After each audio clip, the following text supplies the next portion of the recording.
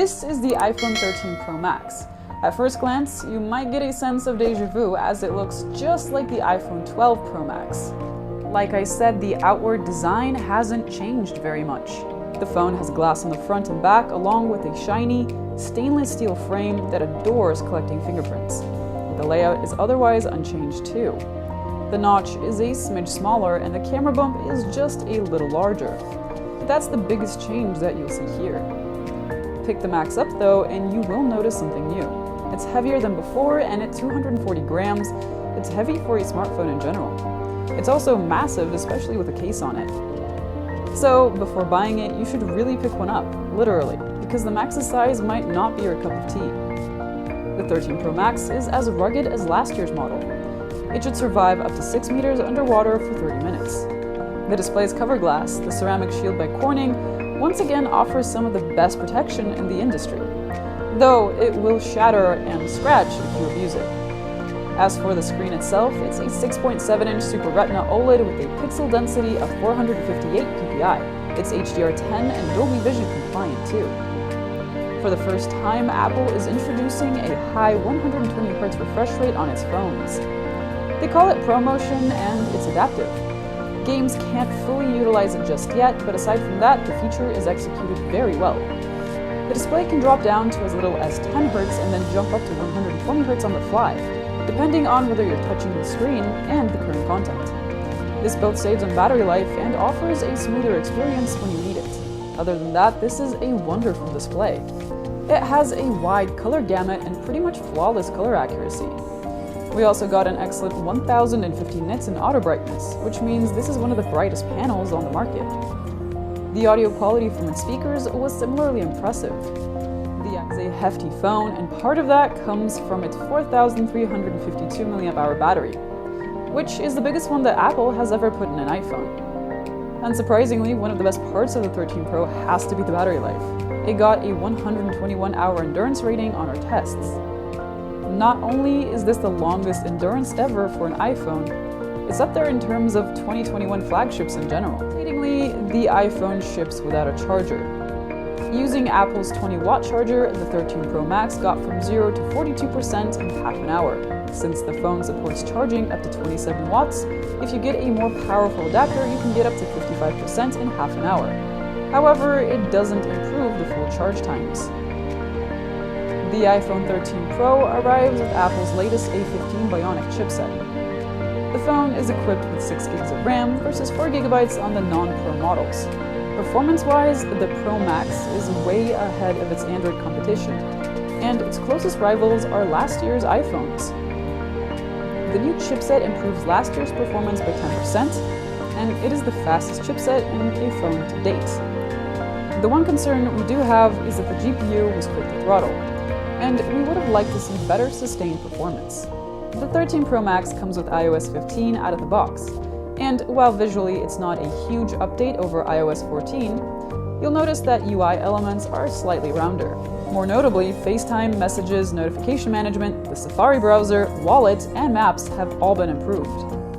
For example, Notifications got a complete overhaul, and they now have better visibility, and you can set focus profiles that filter notifications depending on what your main sensor has larger pixels than before.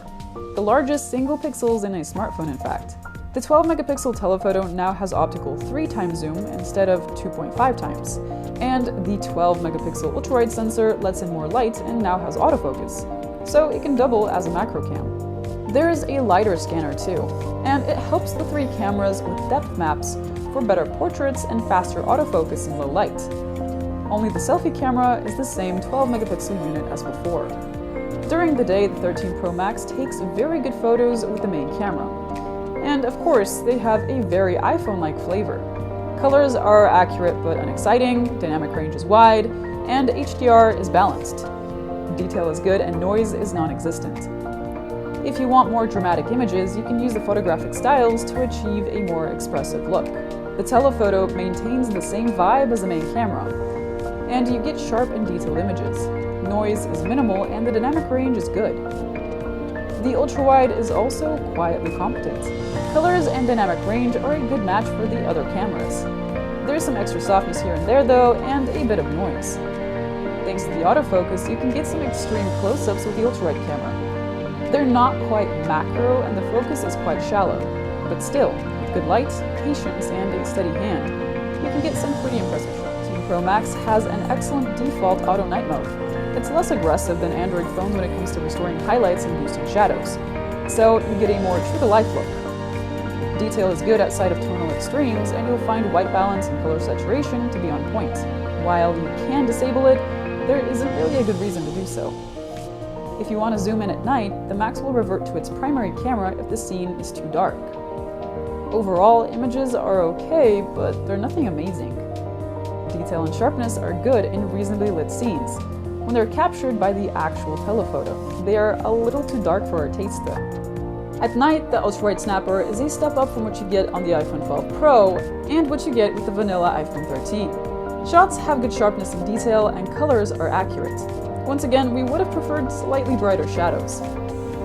The iPhone can record video up to 4K at 60 FPS with all of its cameras. iPhones usually have excellent video quality, and the situation is no different here. During the day, footage is great, dynamic range is good, colors are lively, there's no noise, and detail is plenty. Videos with the telephoto are the same as with the main camera, just zoomed in 3 times. The ultra-wide is as good as the other 2 cameras. There's great parity as far as color, exposure, and dynamic range are concerned. Detail is great too, and we found it to be crisper than the Galaxy S21 Ultra, though not quite at the level of the Mi11 Ultra. In low light, the main camera captured footage that had good exposure and dynamic range, and accurate colors. Detail is good, but not great too. If you zoom in 3 times, low light footage is sourced from the main camera, so it's mushy. If you really want to zoom in, you should find brighter areas. The ultra-wide does decently in low light when it comes to exposure and dynamic range. However, the screen is fantastic, the stereo speakers are great. Performance is still